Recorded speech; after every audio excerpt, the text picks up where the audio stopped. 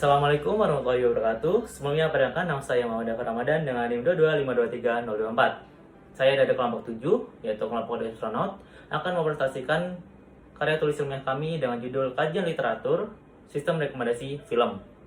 Jadi di sini kami akan membahas 4 bab, yaitu yang pertama ada pendahuluan, yang kedua ada metode, lalu yang ketiga ada hasil analisis, kemudian yang keempat adalah kesimpulan. Nah, yang di bab pertama ini, bab pendahuluan, ada latar belakang. Jadi, mengapa sih kami itu mengkaji sistem rekomendasi film? Karena dalam beberapa dekade terakhir ini, industri film itu telah mengalami pertumbuhan yang sangat pesat.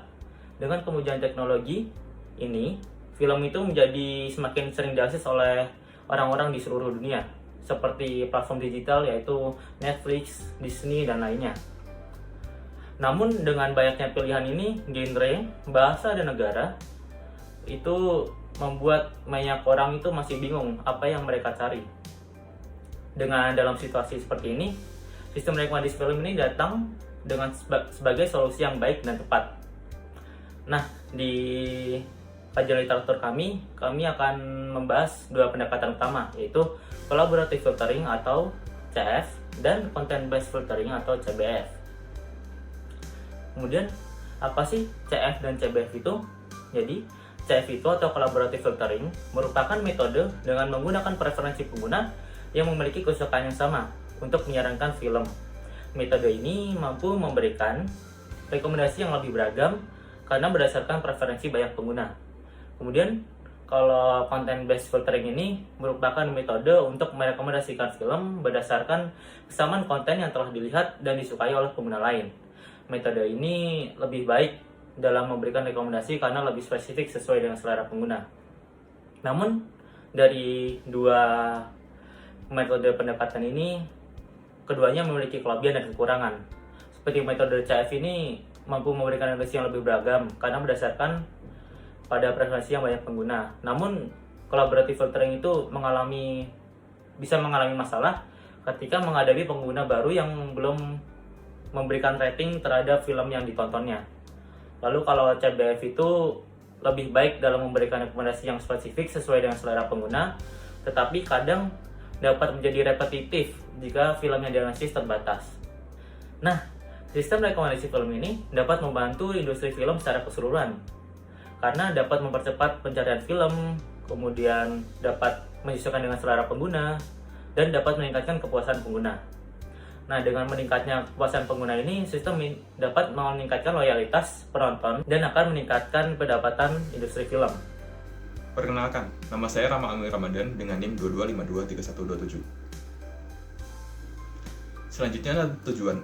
Tujuan dari kajian literatur review ini adalah untuk mengkaji sistem rekomendasi film menggunakan metode collaborative filtering dan content based filtering.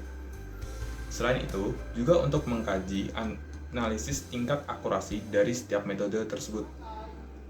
Melalui kajian ini, diharapkan dapat memberikan pemahaman mengenai keunggulan dan kelemahan dari setiap metode tersebut. Selanjutnya adalah bab metode. Pada penelitian sistem rekomendasi film ini, metode yang kami gunakan adalah metode systematic literature review. Metode tersebut dipakai untuk menjawab pertanyaan penelitian mengenai sistem rekomendasi film yang menggunakan metode collaborative filtering dan content based filtering. Metode systematic literature review dipilih karena memungkinkan untuk mengumpulkan beberapa informasi terkait hasil analisis sistem rekomendasi film.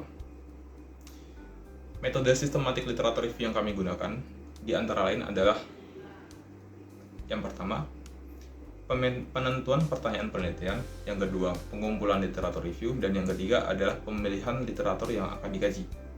Yang pertama, penentuan pertanyaan penelitian. Pertanyaan pada penelitian ini telah dibuat untuk memberikan petunjuk dalam proses kajian literatur tentang sistem rekomendasi film. Pertanyaan-pertanyaan yang kami pilih adalah sebagai berikut. Yang pertama, bagaimana proses pengumpulan dan pemrosesan data untuk menerapkan metode collaborative filtering dan content based filtering? Yang kedua, bagaimana langkah dan performa dalam penyusunan list rekomendasi film menggunakan metode content based filtering? Yang ketiga, bagaimana langkah dan performa dalam penyusunan list rekomendasi film menggunakan metode collaborative filtering?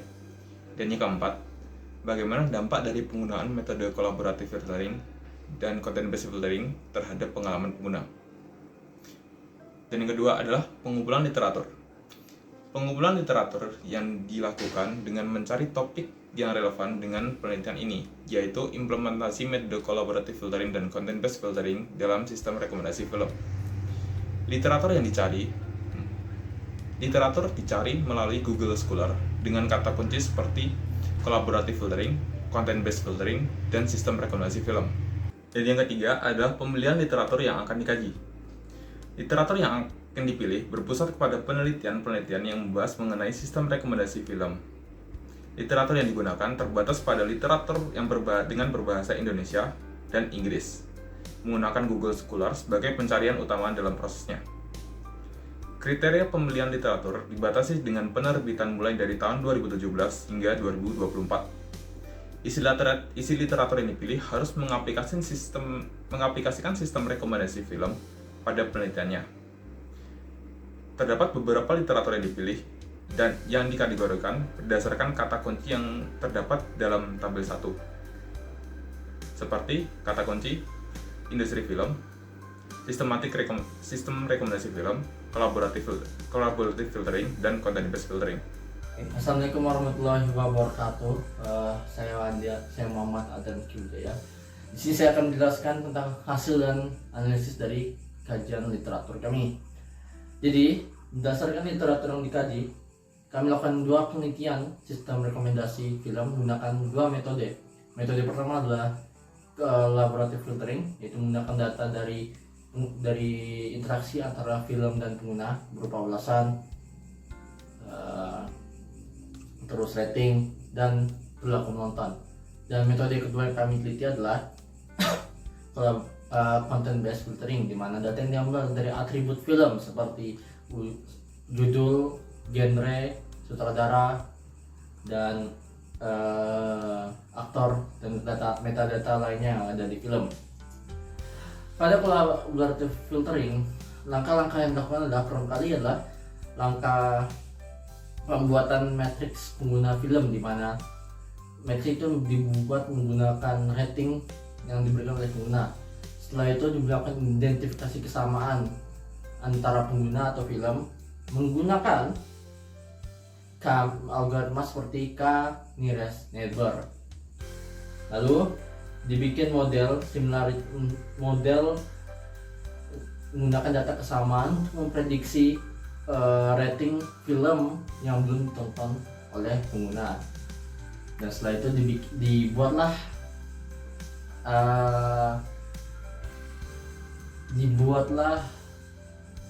daftar rekomendasi berdasarkan rating film tertinggi yang belum ditonton oleh pengguna.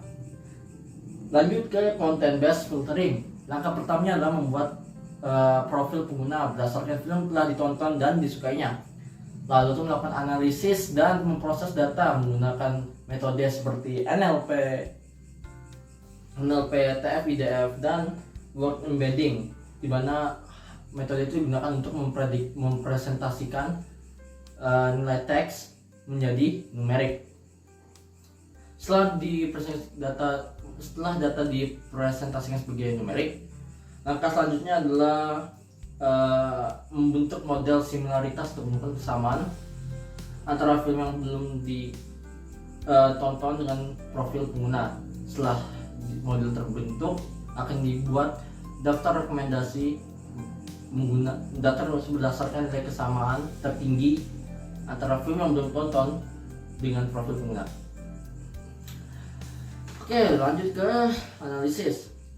Berdasarkan analisis penggunaan metode collaborative filtering dan content-based filtering ini memberikan dampak yang cukup signifikan terhadap pengalaman pengguna.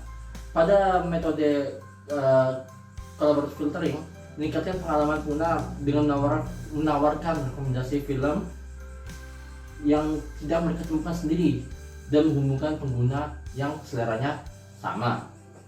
Sedangkan pada metode content-based filtering, meningkatkan kepuasan dan kepercayaan terhadap sistem rekomendasi dengan memberikan rekomendasi yang sesuai